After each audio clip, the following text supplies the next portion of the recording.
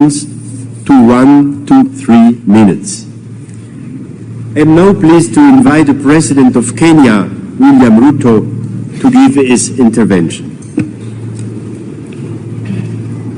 The President of Switzerland, the President Zelensky of Ukraine, Madam Vice President of the United States, heads of states, ladies and gentlemen. 79 years after the international community established a multilateral institutional framework to save succeeding generations from the scourge of war, Russia's invasion of Ukraine has been a horrifying spectacle of carnage and devastation, which has left 500,000 people dead and 7.1 million people displaced in its wake. Across the world, people and nations are enduring the negative consequences of disrupted supply chains. Kenya's position has been clear and unequivocal from the beginning. Russia's aggression against Ukraine is unlawful, unjust, and a violation of the fundamental principles of international law, which honor the sovereign equality of nations, upholds their territorial integrity, and advocates the peaceful resolution of all disagreements. Just like the war in Ukraine, the war in the Middle East has been equally devastating. So is the case with the war in the Sahel region in Africa, in Eastern DRC, in Somalia, in the Horn of Africa, and of course in the Sudan. 14 million Africans have been displaced by the war in our continent, and 2.5 million kids are out of school.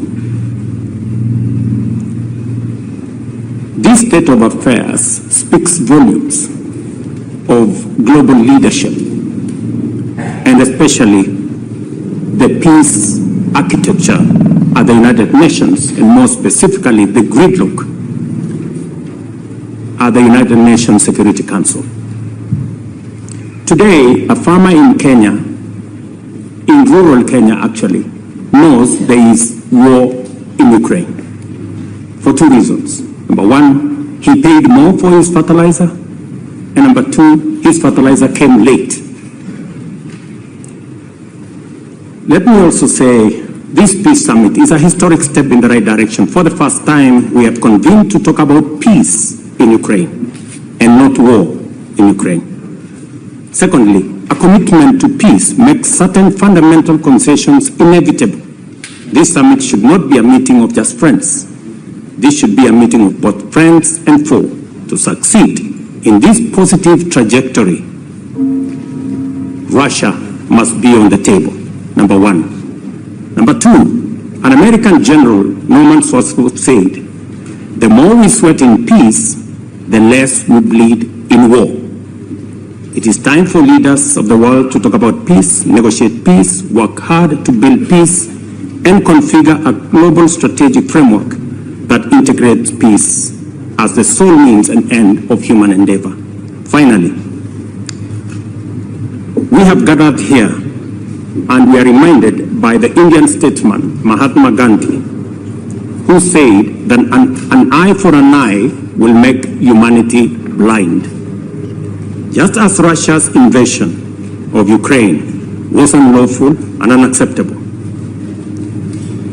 the unilateral appropriation of Russia's assets is equally unlawful, unacceptable, and a derogation from the UN Charter, especially for those of us who believe in freedom, justice, and democracy, and the rule of law.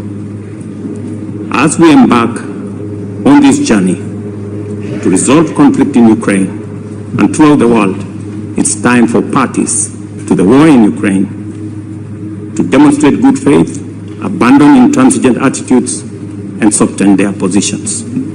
I thank you. Thank you. Thank you, Mr. President. I am delighted to